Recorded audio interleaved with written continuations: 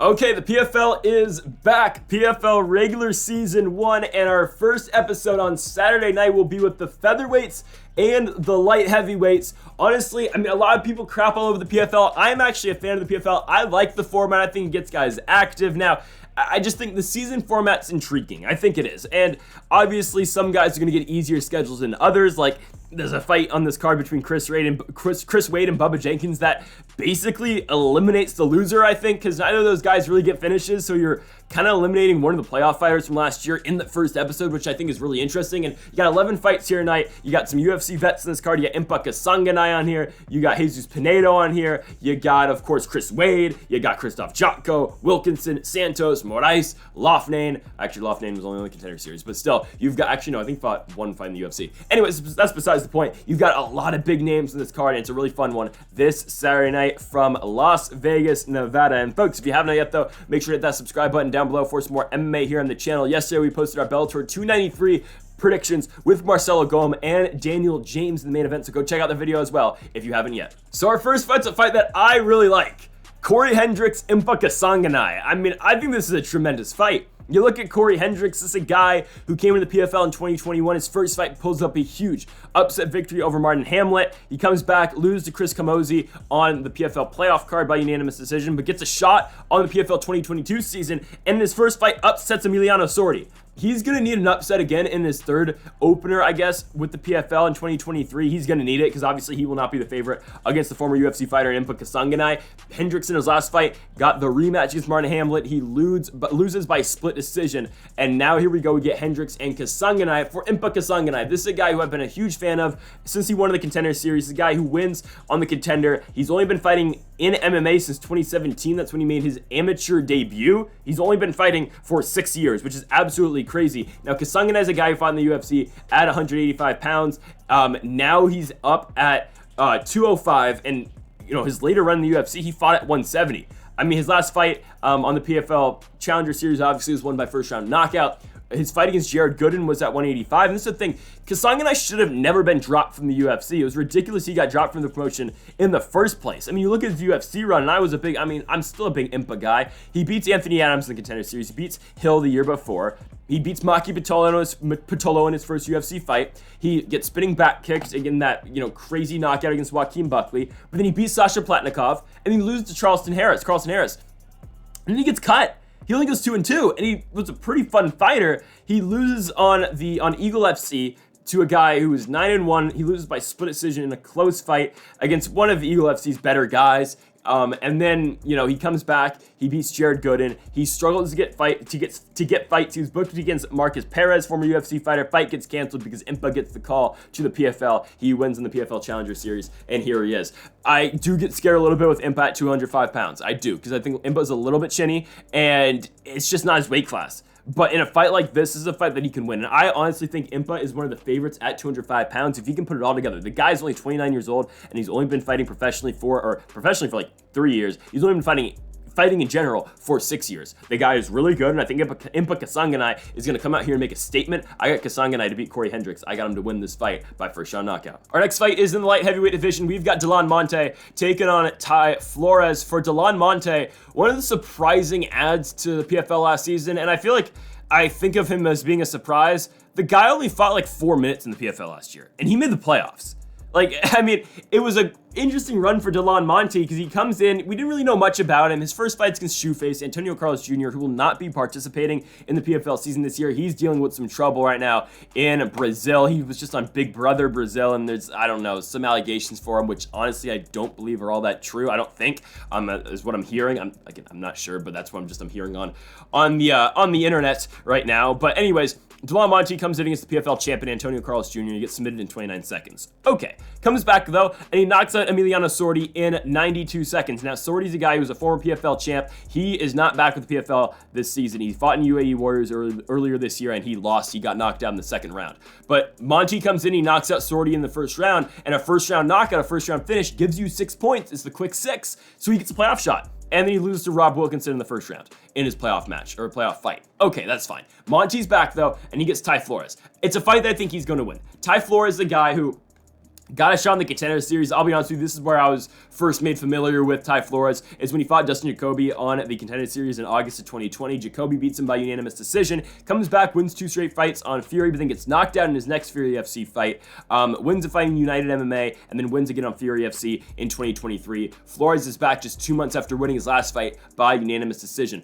Honestly, Flores is going to have a puncher's chance, but his best chance will probably be on the ground. I don't think Monte's ground game is all that great. Yes, he's a good offensive grappler, but he's been submitted twice in his career and he's only had 12 pro fights. So I think if Flores is going to win, he's going to have to take down Monte. He's going to have to get him down to the ground. He's either going to have to just wear on him for 3 rounds or try to look for a submission, because again, PFL, you really want to get a finish to try to, improve your point total and get to the playoffs later in the year. So guys are out there actively looking for finishes, and that's what Delon Monte is going to do on the feet. So if Delon Monte is openly looking for a finish on the feet, I think he's going to find it. I don't think Ty Flores is going to be able to take him down. Give me Delon Monte to win this fight. I think he'll get it done with the quick 6, tying Kasanganay in the standings. Give me Delon Monte by first round knockout. All right, our next fight at 145 pounds, our first featherweight bout. We've got Sungbin Joe taking on Jesus Pinedo.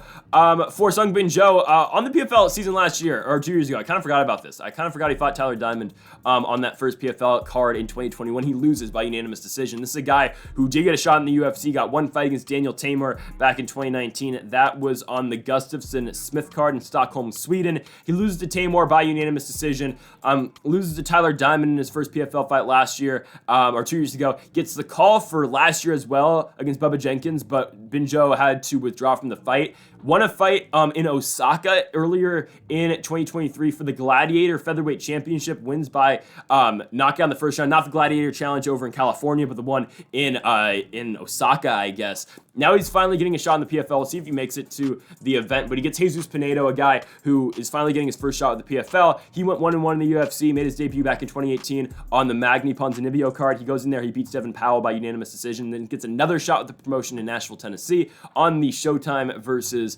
Wonderboy Thompson card. Loses to John McDessie by unanimous decision. The UFC cuts him after that. Wins 4 straight fights in various promotions in Purdue and Inca FC, and now he's getting the shot in the PFL against Sungbin Joe. Pinedo's got a pretty good stand-up game. I think that's where he will specialize in this fight. Sungbin Joe as well. Both these guys are strikers, and both these guys are going to try to finish the fight on the feet.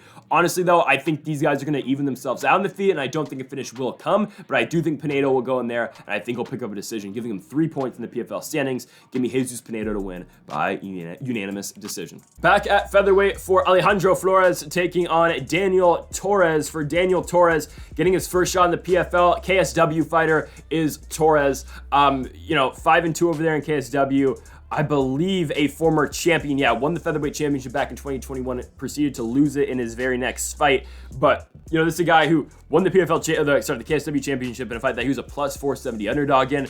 Now he's getting the shot in the PFL. For Torres, primary striker, he's going to try to go in there. He's going to try to strike with you.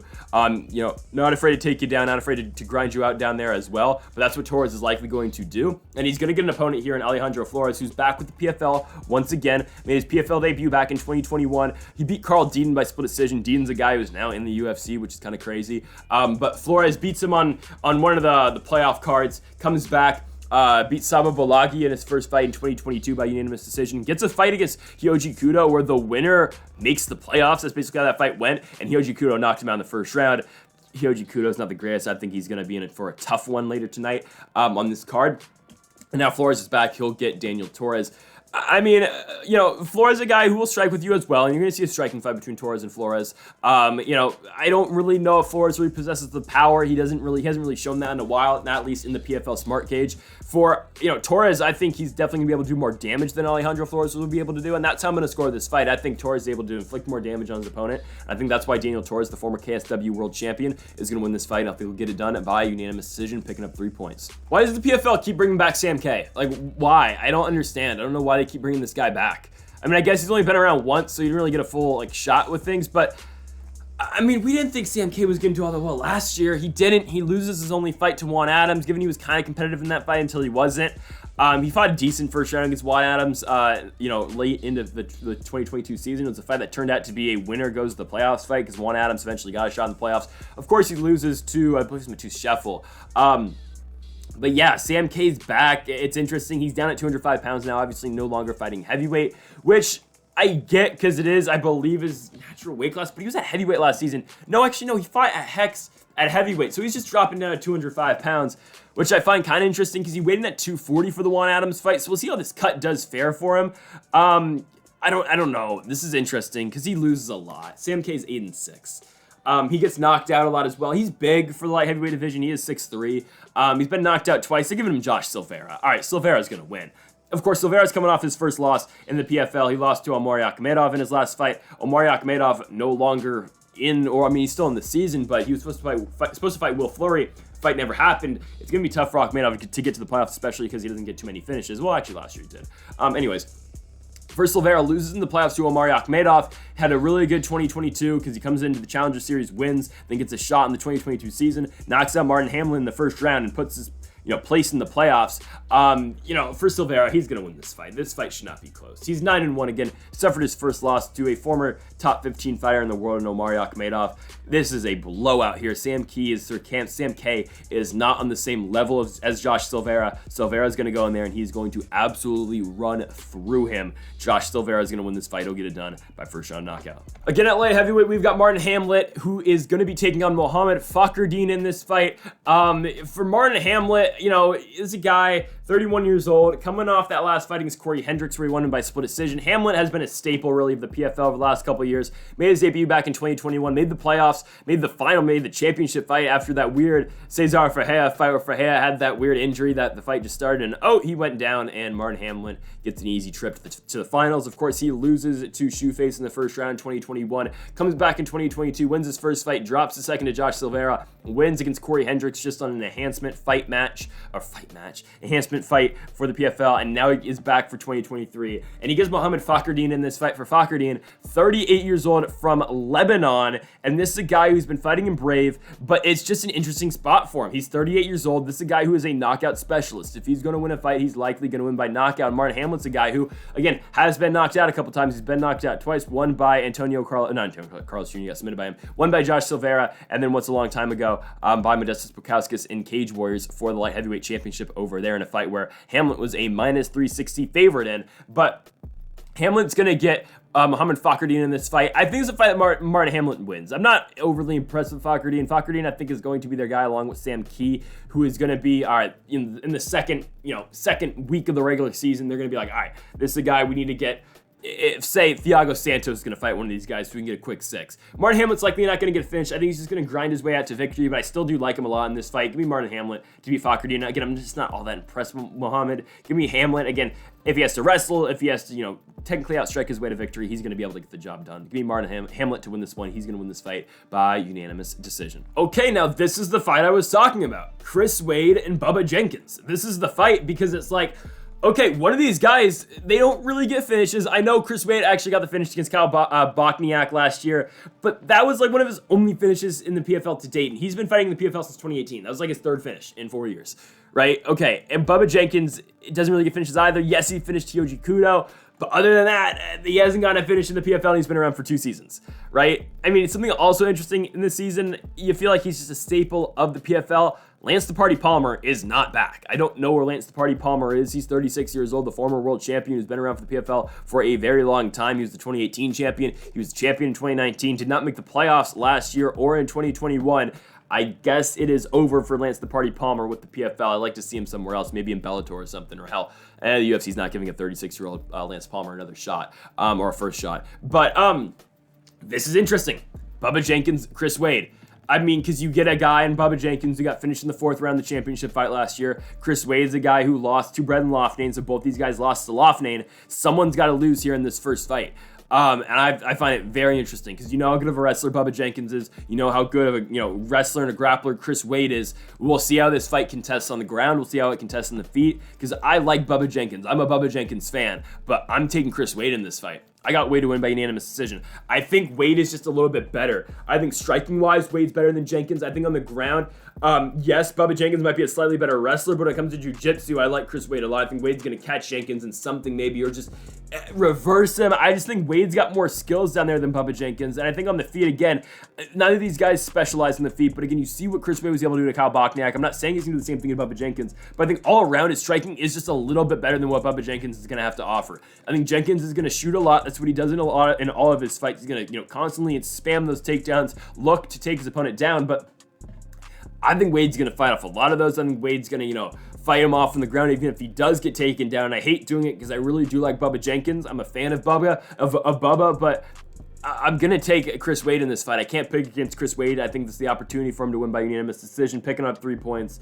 Yeah, I'm going to have to take Chris Wade in this one. I mean, so far for the featherweight division, no finishes just yet. Everyone in with 3 points, but I'm going to have to take the former champ, Chris Wade didn't win the championship. The former runner-up in Chris Wade to win this fight. Or actually, no, I think he just fought in the playoffs. The former playoff fighter, Chris Wade, to win by unanimous decision. So if Moraes Khaybulaev finally gets a finish in the PFL, or if he, if he's going to get a finish, it's going to come in this fight. He hasn't gotten a finish so far in the PFL. Of course, the 2021 champion, Khaybulaev, is back, and he is dangerous in this weight class. He is dangerous. Now, again, he, in his entire 2021 run to the World Championship, he did not get one finish. He did beat Chris Wade in the final. I forgot about that. He beat Chris Wade by unanimous decision. 2021 season, I didn't watch all that much, but I watched. Khaybulaev didn't fight in 2021, and now he's back in 2023. Not a guy who's known for getting finishes, but if there's ever a time for him to get a finish, it will be against Kudo. I was very tempted to go him by first round submission. I went by decision. That's the safe pick. There's no doubt in my mind that Khaybulaev is going to win. I don't think Kudo is all that great. I think, this is a guy who came into the PFL last season off of a loss in Shuto. He comes in, he loses to Loughnane in the first fight. Given it's a fight that he gives Loughnane some trouble, but that was at the point in time where Loughnane wasn't fighting all that well. Like how Loughnane's second fight in 2022, he turned his season around, but his second fight in 2022 against Ago Husick was horrible. He beats him by unanimous decision, but Husick's a guy who lost his last 4 fights, and it didn't look that good. Husick did some damage to him, but all of a sudden he flipped a switch, beat Chris Wade, beat Bubba Jenkins, became the world champion, and now he's in the main event of tonight's card. But Kudo's a guy who he got the knockout against Alejandro Flores, and that's something that Kudo is going to have. Kudo is going to have power. He's going to have that chance to knock you out with one punch. But then again, when you look at his fight in the playoffs against Bubba Jenkins, all it took was one takedown for Bubba Jenkins. He took him down, got the back, beat him by rear naked choke. And that's why I'm kind of doubting my decision pick with Khaybulaev here. With Khaybulaev, I think he's definitely able to get a submission. We'll see. Again, safe pick is by decision. That's where I'm going to go. But if Bubba Jenkins was able to submit Kudo with such ease, who's to say Khaybulaev's not going to do the same? I'm going to take Moraes Khaybulaev to win this fight by unanimous decision. In his return to the PFL, he's got to be one of the favorites to win the featherweight championship. But give me Khaybulaev to join the long list of guys. He's got 3 points so far. Khaybulaev is going to win by unanimous decision. Back in the light heavyweight division, we have got Krzysztof Jotko. He'll be taking on Will Fleury. Of course, Jotko making his debut at the PFL after leaving the UFC after his loss to Brendan Allen last year. And for Will Fleury, was supposed to get, of course, Omar Akhmedov. Fight fell through, and here we go. Will Fleury's a guy who fought in Bellator once upon a time. He went 4-2 over there, had a decent run, but now is over in the PFL. Fought Anthony Salmon in his last fight by unanimous decision on the PFL playoff card last year. Salmon's a guy who advanced to the second round of the PFL at Europe. League over there. I don't think he's fighting Powell next. I'm not sure. But anyways, Fleury picks up a good win over Anthony Salmon in his last fight. But this is incredibly tough for him. You get a guy in Krzysztof Jotko, who is a guy who is likely going to win by decision in most all of his fights. He's won 17 times by decision. That's just what he does. And now Jotko is in the PFL. He's fighting Will Fleury. This guy was having success in the UFC before he, got left the promotion. He ran into some tough guys. Sean Strickland's a tough fighter. Brendan Allen's a tough fighter. Brendan Allen's going to be in a main event in the summer. And Sean Strickland's one of the top guys at 185. Right? Jotko beats Gerald Mearshart, he beats Misha Serkinov, he beats Eric Andrews, he beats Marc-Andre Berriot, Alan Amadovsky, we don't got to talk about, but he beats some good fighters, and he's still, he's winning these technical striking bouts by decision. Again, I feel like this is just such a layup pick here. Who's to say Jotko is not going to do the same exact thing to Will Fleury? I feel like this is an easy pick. I think Jotko is just going to technically outstrike his way to victory. He is not going to allow Fleury to get close to him. He's going to use his kicks. He's going to use his size. And Krzysztof Jotko is going to get 3 points. He's going to win by unanimous decision. It should be a pretty easy fight for him. He will tie Martin Hamlet in the standings. Give me Krzysztof Jotko to win this one. He'll get it done by unanimous decision. Okay, your light heavyweight main event is between Rob Wilkinson, the reigning world champion, and the former UFC title challenger, and the only man to win on one judge's scorecards against John Jones. It's Thiago Santos. Now, okay, Thiago Santos is, yes, a shell of his former self, but the guy is still very decent, and that's why this fight's tough for me to pick. I'm picking Rob Wilkinson. I'll get that out the way right now. Thiago Santos has lost 5 out of his last 6 fights, but look at the guys he's lost to. Jamal Hill, world champion. Magomed Ankalaev, you can make the case he should be the world champion right now. He beats Johnny Walker in a 5-round main event. Loses to Alexander Rakic, a guy who could be the world champion very quickly. Glover Teixeira, former world champion. John Jones, the greatest of all time. And before that, he just beat a guy who's a former world champ as well in Jan Blachowicz. Thiago Santos is still fighting top-level guys, given he's losing some of these fights, but he's remaining competitive with a lot of these guys. All these fights were competitive except for the Rakic fight. Like, I mean, really, that's how I see it. Yes, Santos is 39 years old, and he's on 2 new knees, and his knees have not been the same since the John Jones fight. Okay, sure. They just didn't do him any favors, though, by giving him Wilkinson right away, because Wilkinson's on a roll right now. I would have liked it, honestly, to see Thiago Santos take on a guy like Martin Hamlet. And honestly, just give Rob Wilkinson Mohamed Fakhreddine. Like, honestly, that's what I would rather see. But now we get Thiago Santos versus Rob Wilkinson, and Wilkinson, the guy who's the PFL World Champion, he wins 4 fights last year. He beats Bruce Soto in his first fight. He beats Victor Pesta. He beats Dylan Monte. He beats Omari Akhmedov. All of them by finish, by TKO or knockout. And none of them got out the second round. That's how good Rob Wilkinson is. You look at his UFC run again, okay, well, he runs into Israel Adesanya in one of his 2 fights, and he gets cut because he loses to Izzy. Like, that's going to happen, obviously. He's up at 205 pounds. Wilkinson hits hard. He is running through guys. The power that Wilkinson possesses, he's putting down guys. It's going to be tough for him to finish Thiago Santos. That's why I'm going with the risky pick, and I don't know if I feel great about it. 2nd round knockout for Wilkinson. I don't know if I feel all that great about that, though, honestly, because Santos can throw hard, too. And if in a setting like this, if Thiago Santos just goes for the knockout, that man hits hard. Maheta hits hard. Thiago Santos is, like, it's going to be an interesting fight. It's going to be a tough fight for Rob Wilkinson. He's going to take some damage in this one. The way I envision this fight going, I think Thiago Santos is going to cut it loose, and I think he's going to go for it. So if he goes for it, I think both these guys are throwing their absolute hardest, trying to put the other man away. Like, damage is going to be inflicted in this fight, but I think Rob Wilkinson is barely going to get enough of it, and I think he's going to win by 2nd round TKO. I think it's incredibly tough, but I think in the end, Rob Wilkinson will win the stand-up war. I think it's going to be close. I think it'll be interesting.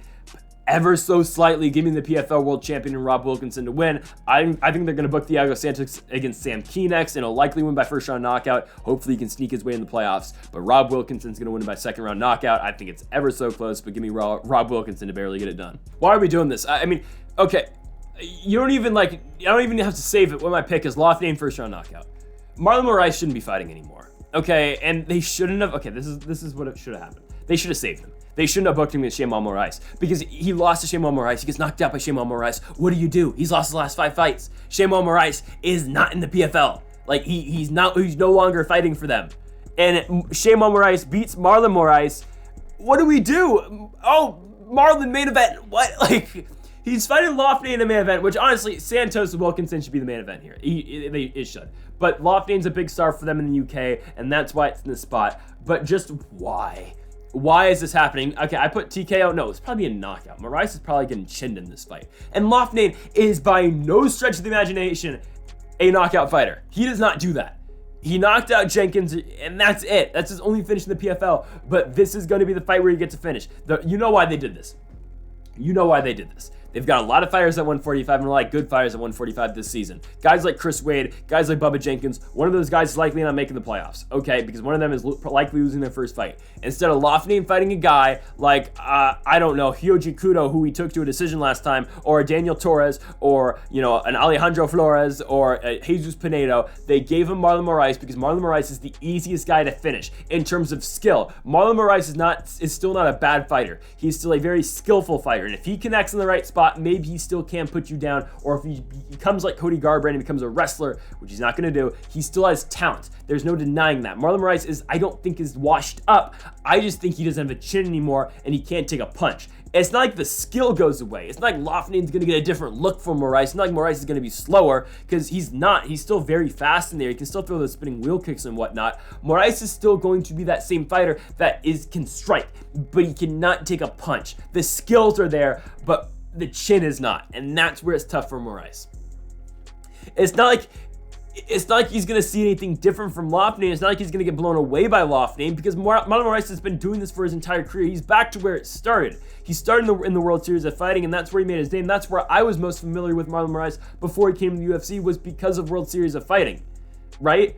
He's back where it started, and it's not like, again, for Moraes, this is how you got to think about it from his standpoint. He's still taking the same punches that early in his UFC career and in World Series he could be able to take and walk forward, so he's still used to taking those shots. But now those shots are putting him away, unlike before he was just able to walk right through them. And it's sad, but that's how fighting goes. You're not the same fighter you used to be. And, you know, again, I don't feel the need of going through Loughnane's fights. Oh, I forgot about the Shane Moraes finish back in 2021. That's his other finish in the PFL. But Moraes is not the same guy. Marlon's not the same guy. Brendan Loughnane's on top of his game right now. He's finally hitting his peak. He's 33 years old. Loughnane's going to win by first round knockout. And yes, Marlon's taken on some tough guys. Corey Sandhagen got knocked out by Font, got knocked out. Merab finishes him on the ground in a fight where he had Merab dead to rights, and he gets knocked out by Song Yadong. Okay. But the one that gets me is shame on Moraes. Moraes not very good. Marlon's washed, guys. He's probably going to get to fight again this season, and honestly, the way I think things are going to go with all these decisions and whatnot, Marlon will be in a very good opportunity where if he wins in the next round by knockout in the first round, he'll likely go the next round. I think they give him Hyoji Kudo next. It's a guy where either, okay, Marlon gets knocked out, or, you know, either he gets a knockout or Kudo's going to knock him out. Either way, we're going to get a highlight reel finish. And if Marlon wins, okay, you push him to the playoffs like Showtime did last year, right? But this fight's just not it for him. Loughnane's going to knock him out quickly. Loughnane's going to find that spot. Loughnane's going to put him down, and Loughnane's going to put him out. I don't see it all that competitive. Brandon Loughnane's going to win. He'll get it done by first round TKO. So, folks, thank you for watching our PFL 1 predictions here on the channel between the featherweights and the light heavyweights. We will be back next week for PFL 2. Next week, it will be on Friday. We've got the women's featherweights and we've got the heavyweights. So, the heavy hitters coming up next week. Should be an interesting card with some interesting fighters, with some guys who, like the champ Monte, not back because he's injured. So, I don't know. It's an interesting card next week. We'll see it, though, folks. Again, your main event, Lisa Pacheco and Julia Budd. So folks, thank you for watching. Make sure to hit that subscribe button down below for more. Make sure to leave a like if you did enjoy the video. Make sure to comment if you do disagree with any of the picks. Thank you for watching, and Mamba forever.